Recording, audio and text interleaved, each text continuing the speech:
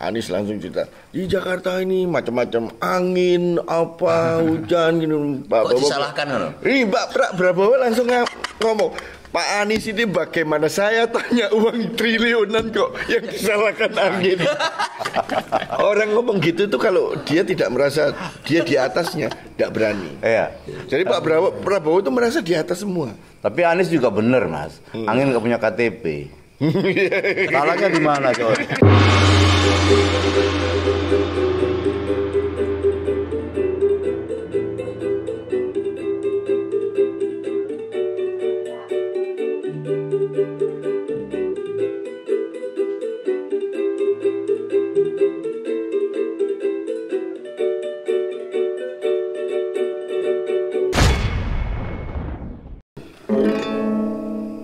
Resah dan gelisah menunggu di sini, di sudut sekolah teman yang kau janjikan ingin jumpa denganku walau mencuri waktu. Berdusta pada guru, berdusta pada guru. Tapi bukan itu judulnya Mas Bro. Tema kita kali ini adalah Mr. Prabowo diserang dua mata angin. Waduh, film pendekar. Kayak film-film pendekar Ya. diserang dua arah mata angin. Nah, maksudnya itu adalah kemarin sudah terjadi perdebatan Pilpres calon presiden yang diadakan oleh KPU. Nah, di situ kita lihat Prabowo diserang kanan kiri. Dan Prabowo nampaknya agak sedikit ya getar, tapi dia tetap karena dia seorang tentara, dia tetap kekeh dengan pendiriannya. Oke, sekarang kira-kira siapa nih yang mau mulai dahulu nih? Mungkin dari Leon dulu dah. Leon kayaknya malam ini keren banget deh pakai jas persiapan dia. Ya, biasanya kan Pakai saya jas, dia ngamen. Ya, biasanya ngamen di lesehan, tapi kemarin itu saya dapat tawaran di kafe. Jadi Wow, luar biasa. ya meningkat. Oke teman-teman, kita bersyukur ya untuk pemilu tahun ini debat capres itu jauh lebih bagus dibanding pemilu debat capres yang dulu. Ini formatnya luar biasa dan gayeng, sehingga banyak sekali media sosial yang memberitakan. Tetapi memang di sana sini masih ada kekurangan ya. Terutama moderator itu memang secara undang-undang dia tidak bisa punya wewenang untuk mencegah, misalkan mendebat atau menyimpulkan nggak boleh, menyela juga nggak boleh. Jadi masih bersyukurlah moderator Pak Joni tidak ada aturan sama sekali, sehingga ketika memimpin diskusi sering brutal dan anarkis, dan tidak bisa membedakan narasumber ini emosi apa tidak, malah justru diadu ya gitu ya. Justru itu yang saya harapkan. Ya, terus yang kedua panelis. Saya lihat memang panelisnya itu sayangnya ya dia berlatar belakang profesor doktor, tetapi sayangnya dia hanya ngambil ini semacam urutan kertas itu terus selalu dibacakan. Tidak bisa menggali seperti diskusi kita yang sangat luar biasa. Kita kan mengupas. Oh betul. Pak John itu mengupas permasalahan, tetapi kadang nggak sadar menguliti kepribadian. Kan? itu dia sedang berbicara dirinya sendiri itu. Bukankah begitu Pak Jubri? Betul. Ya, panelis sangat normatif jadinya. Oh gitu. Ya ke depan mungkin dibutuhkan selain panelis adalah mendatangkan penanya-penanya yang langsung menjadi korban, saya kira. Korban kejahatan, korban dari HAM ya, korban masalah ekonomi, korban korupsi dan sebagainya. Sehingga kalau dihadirkan penanya yang langsung menjadi korban itu kan mengena. Tapi kalau panelis karena sering berhadapan dengan ruang kelas antara dosen dengan mahasiswa, itu ibarat berjalan tanahnya tidak menginjak bumi. Ya oleh karena itu menurut saya perdebatan yang sekarang yang terjadi saya kira menarik. seperti yang kita lakukan ini saya kira menjadi contoh role model. Perdebatan capres itu seperti ini ya. Tapi yang harus dihindari adalah jangan sampai kita mencaci maki Jupri atau mempersepsikan Jupri itu tidak baik. Tetapi sekali lagi Jupri, kamu jangan terlihat wajahnya sudah mulai kayak nggak senang dengan saya ya. Dia Kira tadi wajahnya sudah seperti editan. Karena bengkak sebelah. Oke, Pak John tadi memang menarik ya. Saya akan memulai dari yang dibahas tadi bahwa Pak Prabowo itu mendapatkan serangan kanan dan kiri. Wajar ya, karena dia memang posisinya ada di tengah. Posisi di kamera itu ada di tengah. Wajar. Serangan yang masif itu dilakukan oleh Pak Anies. Ya, terutama serangan pertanyaan-pertanyaan yang terkait dengan oposisi, ya. Terus pertanyaan tentang demokrasi, terjadi krisis karena MK keputusan kemarin, gitu ya. Lalu Pak Prabowo dengan emosional, Mas Anies gitu ya. Potongan video itu menjadi viral sekarang gitu. bahkan sekarang ada keluar lagi yang terbaru nih. Yang terbaru itu yang keluarnya gini nih. Gimana? Apa etik dasmu. Ternyata perdebatan itu nggak cukup sampai di wilayah perdebatan di KPU itu. Ternyata di luar masih terbawa. Ya. Sebelum ke teman-teman sedikit sekelumit bahwa ketika berbicara tentang debat itu harus logis, realitas. Rakyat tidak membutuhkan visi misi tapi gizi kehidupan masyarakat. Dan saya menarik ya perdebatan Diogenes ya, sekali lagi kalau udah ngomong Diogenes sedikit rasanya sinis ya. Kayaknya dari episode pertama sampai sekarang di Diogenes nggak ganti-ganti namanya. Ya, Diogenes ditanya. Pertanyaan dari lawan debatnya tapi dia menjawab dengan sangat lugas ya. Diogenes, kamu milih mati atau hidup? Terus apa bedanya mati dan hidup gitu ya, pertanyaannya. Nggak ada bedanya. Jawaban Diogenes nggak ada bedanya. Loh, kalau nggak ada bedanya kenapa kamu hidup? Lah ya karena nggak ada bedanya saya milih hidup gitu. Mau mati juga ada bedanya. Oke, itu debat yang kedua. Pertanyaan dari si penyerang itu, Diogenes, kalau kamu nanti mati kamu pengen dikubur di mana? Kalau saya nggak usah dikubur, dibuang saja di perbatasan kota. Nanti biarkan binatang-binatang buas memakan jasad saya. Loh, apa kamu tidak takut? Ya kalau begitu tolong ambilkan tongkat dan berikan ke tangan saya. Loh, kan kamu sudah mati, mana mungkin kamu bisa mengusir binatang? Ya karena sudah mati, aku nggak perlu takut kan. Jadi logika itu, ya. Saya kira itu untuk mengawali perbincangan. Monggo silakan dilempar ke yang lain. Oke. Sangat panjang sekali ya, Pri. Pengawalannya. Saya ngantuk tadi. Saya hampir nanya tadi. Coba Pri, coba sekarang kamu analisa dulu pengawalan dia tuh seperti apa. Pak John. Ketika dia ngomong, mari kita simak perkata. Ada nggak poin yang menarik gitu? Nanti jangan muter gitu. Jadi begini Pak John. Kalau tadi kita mendiskusikan masalah Prabowo, masalah seputar yang terjadi pencalonan presiden dan wakil presiden. Baiknya kita langsung to the point aja, karena netizen membutuhkan diskusi kita ini lebih tajam, lebih keras. Jadi tidak butuh diagonesan. Saya sampai sekarang saya cari rumahnya Diogenes itu sampai di Panda segala macam nggak ketemu. Orang udah mati. Iya. Atau saya berpikir atau Diogenes ini jangan-jangan calon presiden juga gitu. Jadi kita kembali lagi kita. Sebenarnya saya ini tidak ingin bicara juga ya, karena pada episode yang lalu ternyata saya ini pada dikritik oleh netizen karena kata-kata saya yang terlalu tajam. Untuk itu, nungguin untuk itu. Enggak. Untuk itu saya tidak ingin bicara dulu, saya mengamati aja. Saya takut netizen sebelum saya bicara malah mengkritik duluan. Jadi saya lemparkan mungkin. Sebelum ketemu itu saya respon ini. Sebentar aja. Itu ya tadi, dia itu hanya wah di awal. Ya seakan-akan gitu ya, seperti penengah yang hebat gitu. Yang makanya dia menggunakan kata begini teman-teman. Itu seakan-akan dia ingin melahirkan ide. Ternyata melempem menurut saya. Saya membayangkan kalau diwawancara dia kerja di satu perusahaan lalu ditanya sama pewawancara, Anda sudah punya pengalaman? Kok Anda ingin kerja di sini? Sudah. Pernah pengalaman apa? Sebagai admin. Oh iya, berapa tahun? 2 tahun. Di mana? admin WA grup. Jadi langsung ngedrop. Jadi ngedrop.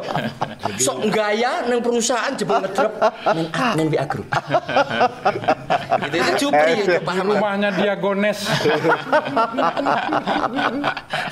Nah, sekarang enggak sih. Sekarang kita runcingkan lagi nih Mas. Oke, silakan. Kita runcingkan lagi ke permasalahan kenapa Prabowo diserang 2 mata angin. Dan penyerangan itu sebenarnya kita yang lagi viral itu kita sudah sama-sama tahu sih, persoalan lama sebetulnya kan. Persoalan lama, persoalan yang memang sampai saat ini belum ada penyelesaiannya. Seperti kasus 98. Itu diungkit kembali Mas. Prabowo yang dipecat jadi tentara, seputar Prabowo yang lari ke Jordan segala macam itu selalu setiap 5 tahun sekali menjadi makanan empuk gitu, Mas. Kira-kira menurut Mas Jening itu kenapa? Karena Prabowo itu seorang pendekar, Pendek dan kekar. ya itu termasuk salah satunya. Jadi Prabowo ini setiap hari sudah terbiasa bermain-main dengan bom dan tembakan. Dia ini seorang tentara, banyak di lapangan, banyak perang. Jadi kalau cuma sendilan gitu, enteng buat Prabowo. Nggak ada artinya itu. Jadi Prabowo ini tipe orang yang pemberani, yang kuat. Kita lihat aja wajahnya waktu debat capres, nggak ada takutnya. Malah ditantang sama dia. Bisa gini. Dan kamu lihat aja waktu si Anies, waktu Prabowo marah, takut. Waktu si Ganjar, Prabowo agak lirik gini, takut. Karena Prabowo itu pemberani. Dia berani dan dia seorang pendekar, dia satria, dia membela. Dan pantang menyerah juga. Pantang menyerah. Jadi dia Sudah 3 pembela kali Prabowo. masih terus. Dia pembela Prabowo tulen, tapi nggak pernah jadi menteri dia. Loh, kan Prabowo nggak pernah jadi presiden ya, jadi menteri. Kecuali dia membela Jokowi dulu, dia bisa jadi menteri dia. Oke, sekarang gimana Pak RT? Kalau Pak RT melihat atau menyikapi atau mengamati perdebatan kemarin Pak RT? Jadi setiap pemilu selalu muncul tentang masalah HAM, masalah penculikan yang sampai sekarang boleh dikatakan belum terselesaikan. Selalu gitu. Jadi ini mungkin menjadi senjata dari lawan-lawan politiknya Prabowo. Nah, karena memang masalah itu sampai sekarang memang belum terselesaikan, jadi masih menggantung. Nah, menurut saya sebaiknya bikin aja pengadilan HAM yang jelas-jelas bisa menuntaskan itu. Jadi tahu pokok permasalahannya secara persis dan bisa menyelesaikan. Dan nanti untuk pemilu berikutnya udah nggak diutik-utik lagi. Selama ini kan karena nggak pernah ada pengadilan yang jelas kan, nggak pernah diselesaikan lah. Jadi setiap pemilu mesti itu menjadi senjata dari lawan-lawan politiknya Prabowo, selalu mengutik-utik itu kan. Masalah HAM kayak menculikan kayak, yang sampai sekarang nggak jelas juntrungannya kan gitu. Kenapa aku ketawa Pak RT? Kata Pak RT, biar nanti kalau udah ada pengadilan HAM, biar tahun depan misalnya nggak akan ada lagi orang mengutik-ngutik itu. Nah kalau misalnya tersangkanya Pak Prabowo dan terbukti, gimana Ya, dia mau maju? Makanya di situ diuji kan, anunya kan. Jadi siapa yang bersalah, Ya, betul, siapa ya. yang bertanggung jawab, ya harus fair Ya, kan? benar. Supaya terselesaikan. Benar. Kalau enggak kan enggak. Kalau salah-salah, kalau enggak ya kan. Kan jadi tuntas. serangan terus, Ya, kan betul. karena menggantung kan. Ya, Makanya ya, harus ya. diselesaikan. Betul juga, ada benarnya Pak RT. Jadi apapun permasalahan itu Mas, kalau menurut orang tua dahulu, bukan dihindari, tapi dihadapi. Nah, itu akan membuat hidup kita menjadi lebih percaya diri. Oke, selanjutnya. Saya tambahin. Oh, boleh. Boleh. Sebenarnya menambahkan. begini, Oke. karena begini, kita mendiskusikan tentang bagaimana Prabowo yang diserang oleh lawan-lawan politiknya, gitu. Nah, sepertinya kita belum ada pembahasan yang kecuali Pak RT tadi, yang mendiskusikannya lebih spesifik tentang hal itu. Nah, saya pikir begini, saya akan menjelaskan setelah tadi Diogenes muter-muter, kesian capek kan. Jadi kemudian saya akan meluruskan. Gitu. Masuk langsung ke halaman rumah Diogenes biar Diogenes itu paham gitu. Maksud saya. Jadi sudah lumrah terjadi di pemilu manapun bahwa antar lawan politik itu mencari kelemahan masing-masing untuk menyerang. Ya. Dengan harapan itu akan melemahkannya, gitu loh. Nah, ini pun terjadi pada Prabowo. Nah,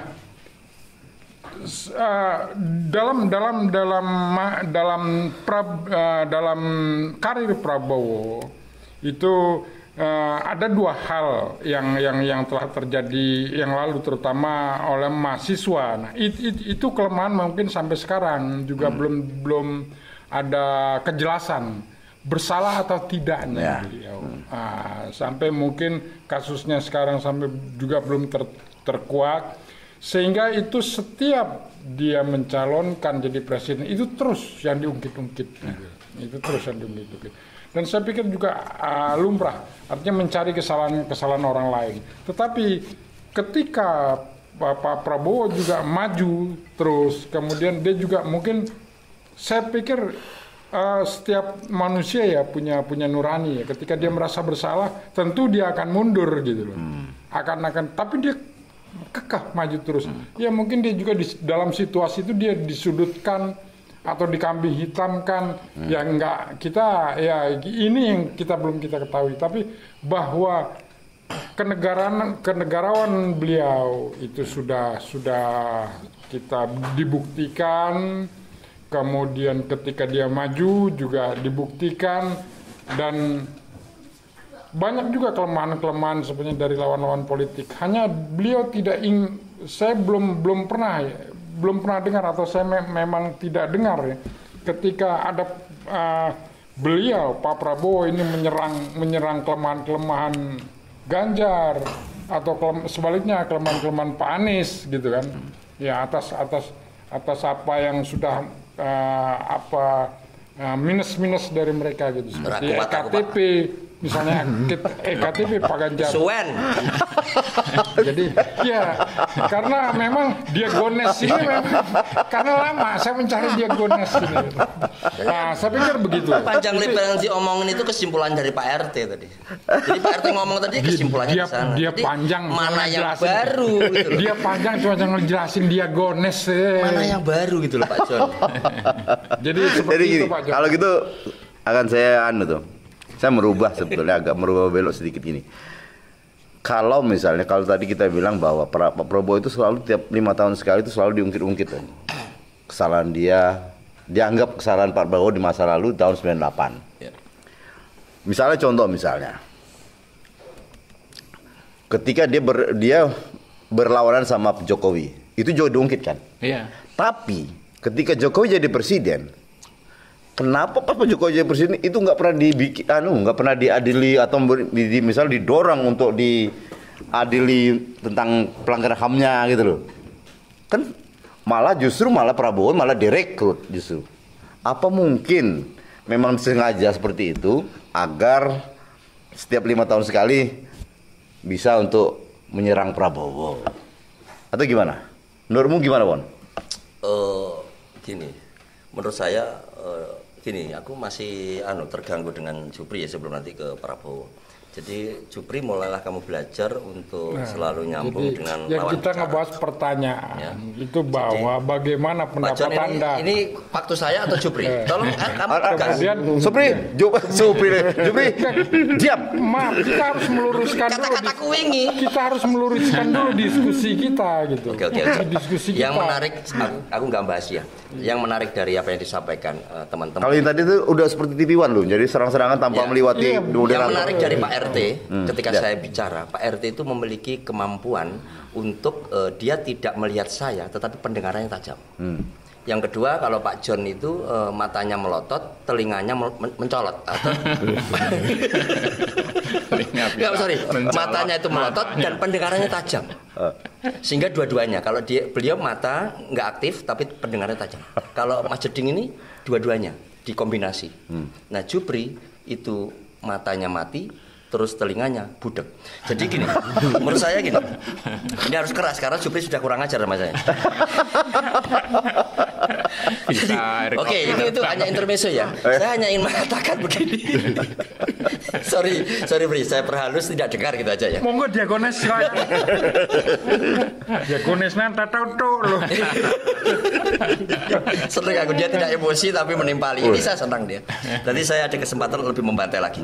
Begini Pak John, bahwa yang tadi disampaikan bahwa benar kata Pak John tadi, saya ingin mengembangkan juga bahwa sebenarnya ketika itu menjadi rutinitas 5 tahunan yang diserang masalah HAM, itu kan sebenarnya pertanyaan dari Pak Ganjar. Pak Prabowo, kalau seandainya nanti mengenai HAM, apakah Pak Prabowo nanti itu sepakat nggak kalau akan membentuk pengadilan HAM? Satu. Yang kedua, apakah Pak Prabowo nanti membantu keluarga untuk menunjukkan kuburnya supaya orang-orang yang diculik itu bisa diziarahi oleh keluarganya? Pak Prabowo kemeringet. Mas Anies, Mas Ganjar gitu ya.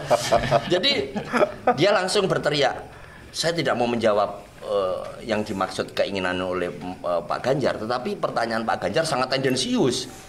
Kenapa pertanyaan mengenai yang diculik kok menanyakan kepada saya? Gitu ya. Dan saya sebagai pengamat jalanan, kalau seandainya memang dia masih ada sisa-sisa warisan mengenai kasus HAM, harusnya clear dong. Dulu dia kan dicalonkan wakilnya Bu Megawati. Artinya PDI clear bahwa dia itu bersih. Ya, terus bahkan luar biasa teriakan dari Pak Prabowo. Kalau seandainya saya tidak membela orang-orang yang dulu pernah saya culik, nyatanya sekarang orang-orang yang pernah saya culik, kalau asumsi masyarakat, sekarang telah mendukung saya, Budiman Sujatmiko, terus beberapa tokoh dan yang lain sebagainya. Artinya dia mendapat dukungan ternyata dari orang-orang yang dulu berteriak dan mengkritik Pak Prabowo. Ini agak genuine saya dibanding Jupri hanya menyimpulkan kalimat dari Pak RT kan gitu. jadi gini Mas Jering. Jadi kita memang agak ini kayak benang kusut. Jadi kayak benang kusut toh. Ada dulu orang berteriak-teriak istilahnya menghujat Prabowo, tapi sekarang ternyata merapat. Waktu itu ada orang yang bertarung dengan Prabowo untuk menjadi presiden, tiba-tiba setelah dia jadi Prabowo direkrut. Jadi sebetulnya masalah ini nggak kelar-kelar. Iya. Menurut Mas Jering gimana ini? Saya ngombe sik kayak kesempatan. Awakmu ngono iki lho. Dhek lagi ngelek mbok takon. Keselak gitu. Saya melihat gini. Kalau debat Capres kemarin kebetulan saya lihat. Orang yang satu-satunya orang yang punya keberanian untuk berbicara itu justru Prabowo. Yang lainnya bicara halus, John. Jadi, tapi nyelekit. Walaupun nyelekit tapi nggak berani. Artinya dia itu nyelekit tapi nggak berani. Prabowo langsung, John. Jadi langsung. Waktu dia diserang sama kubunya Anies, dia biasa kan orang pertahanan itu melakukan bertahan dengan cara menyerang. Dia menyerang balik, menanyakan situasi Jakarta dan uang berapa triliun itu yang untuk memperbaiki Jakarta. Pak Anies langsung cerita, di Jakarta ini macam-macam angin, hujan gini. Kok disalahkan loh? Ini Pak Prabowo langsung ngomong, Pak Anies ini bagaimana saya tanya uang triliunan kok yang disalahkan angin. Orang ngomong gitu tuh kalau dia tidak merasa dia di atasnya, tidak berani. Jadi Pak Prabowo itu merasa di atas semua. Tapi Anies juga bener Mas, angin nggak punya KTP. Salahnya di mana coy? Sekarang itu bermasalah loh itu. Anies ngomong angin nggak punya KTP itu jadi itu rame tuh Mas. Salahnya Anies di mana? Memang nggak punya kan angin. Pak RT, gimana Pak RT? Ya itu kembali sebenarnya ke masalah politik ya. Sebenarnya itu kan karena politik itu menjadi senjata dalam perdebatan. Jadi itu amunisi aja untuk bahan perdebatan serang. Nah setelah terjadi lupa lagi nggak diselesaikan. Nah makanya sebaiknya ya harus itu dibentuk itu diselesaikan. Kalau enggak ya rekonsiliasi atau bagaimana caranya lah. Jadi diselesaikan supaya nggak menjadi amunisi pihak lawan-lawan politiknya. Ya, kita doakan saja. Semoga di tahun pemilu tahun depan, tahun 2000 berapa itu? 2029. Masalah HAM ini Prabowo sudah terbebas. Pertanyaannya, apa Pak Prabowo calon lagi? Itu hanya intermezzo teman-teman. Saya pikir cukup ya. Saya pikir gini. Masih ada yang mau nambahkan lagi? Oke. Saya pikir Satu ya, saya kasih tahu ya. Betul. Cukup sekali Iya. ditutup sama Kliwon. apakah Pak Prabowo yang menang, apakah Pak Anies yang menang, ataukah Pak Ganjar yang menang, nggak masalah. Asal jangan Diogenes. Diogenes. Rumahnya aja kita nggak tahu soalnya. Oke, silakan dulu, Won. Ini closing statement ya, tapi saya harus mengutip supaya ilmiah saya bisa tercapai. Pendapat dari salah satu mahasiswa S1 yang menempuh doktor. Kewarganegaraan. Saya lupa, tetapi dia Suriname. Bukan, tapi dia berada di University ibu kota Kardinal. Di mana, Mas? celana itu. Sorry, saya nggak jadi. Wah, Majeding kritis sekali. Malu dong sama netizen. saya ingin menyampaikan bahwa kalimat dari Pak Prabowo bahwa dia berani mati hanya untuk membela, jadi ada dia mengejar jabatan dan sebagainya. Mengutip Jupri, kalau kamu nggak dengar lagi tentang Diogenes, ya sudah tutup telinga. Saya ingin mengatakan bahwa Diogenes punya murid namanya Diogenes itu punya murid asu. Jadi dia itu punya murid raja yang aku bilang Alexander the Great ya. Bukan Alexander Jupri.